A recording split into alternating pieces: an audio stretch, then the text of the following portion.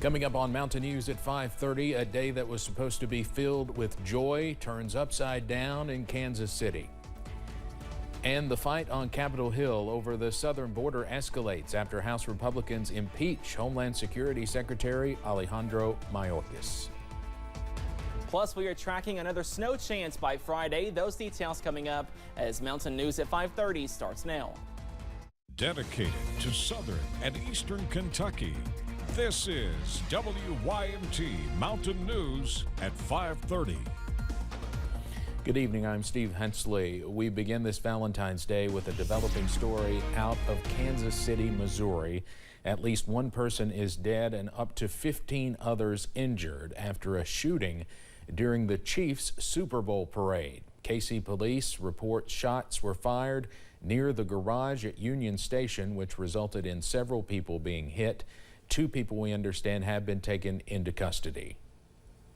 There was information provided quickly, which was nice, but sure, it was a frantic situation, and it is still a little chaotic as people are still finding family members and understanding where is the best, most safe route away.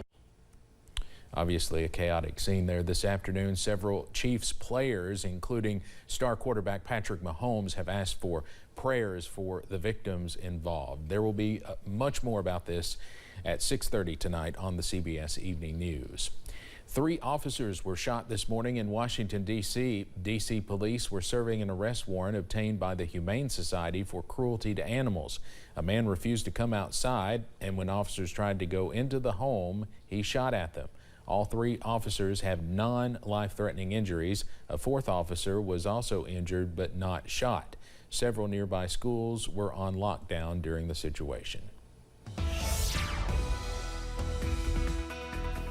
We are tracking some really nice weather across the region on this Wednesday. Check out our live camera from Buffalo Mountain in Perry County. That current temperature up to 55 degrees under plenty of blue sky and sunshine this evening. And check out these temperatures. We are mild across the mountains, up to 59 for Harlan, 58 for Middlesboro, also in London, 60 over in Clay County for Manchester. A little bit cooler in the Big Sandy Valley, down to 50 in Grundy, 54 over in Pikeville at this hour. But all of us about 10 degrees warmer on Wednesday compared to your Tuesday, and we are tracking some more warmer weather as we go into your Thursday as well. Up on First Alert Pinpoint Doppler, we are dry. We are watching out for a weak boundary over the region right now.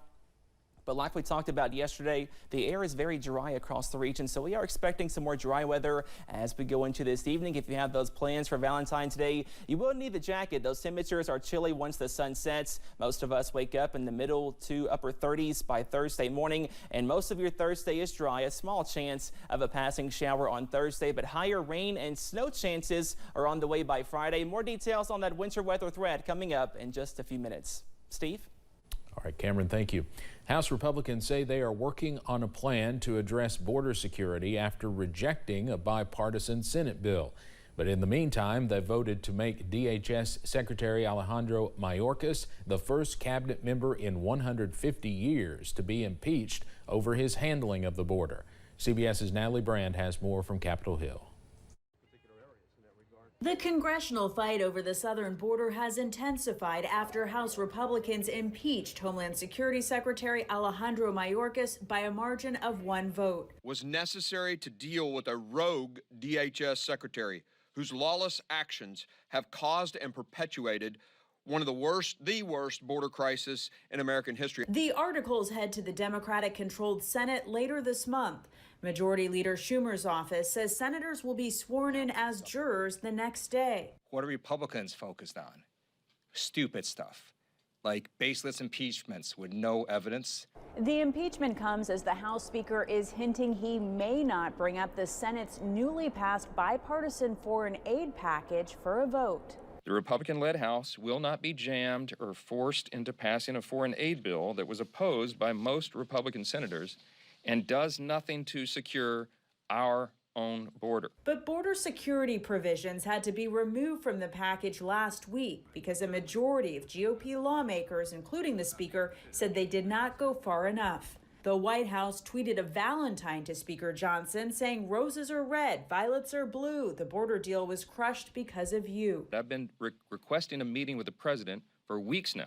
a month. I've been asking to sit down with the president to talk about the border and talk about national security, and that meeting has not been granted. CBS News has confirmed that without additional funding, ICE is considering releasing thousands of migrants from custody.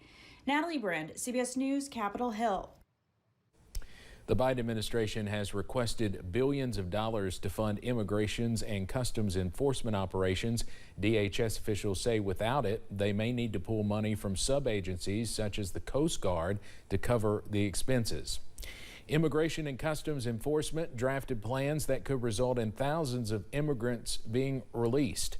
A source familiar with the plan say the contingencies are to help with budget deficits. Record levels of migrants at the U.S.-Mexico border have drained federal resources. The agency detains immigrants with criminal backgrounds, those preparing for removal, and those who fall under mandatory detention. Major developments are expected in the legal saga of former President Donald Trump at the end of this week. Attention will be focused on New York City, where we find our senior national correspondent Peter Zampa, who is telling us more about what to expect. 2 days, 2 courthouses, 2 monumental decisions here in Lower Manhattan. First, on Thursday, Donald Trump expected to arrive here at criminal court, where we could see the first ever criminal trial date set for a former president. Then moving on to Friday, Donald Trump's business empire hanging in the balance as we await a verdict in his civil fraud business trial coming right down the street there at the New York Supreme Court. In the criminal trial regarding alleged hush money payments made by the former president, his lawyers are asking for the case to be thrown out. Judge Juan Merchan is expected to rule on that and other pretrial issues Thursday before potentially setting a date to begin the trial, one of 4 criminal trials Trump faces. He's charged with allegedly falsifying business records to send payments in an effort to suppress potentially damaging information regarding alleged extramarital affairs.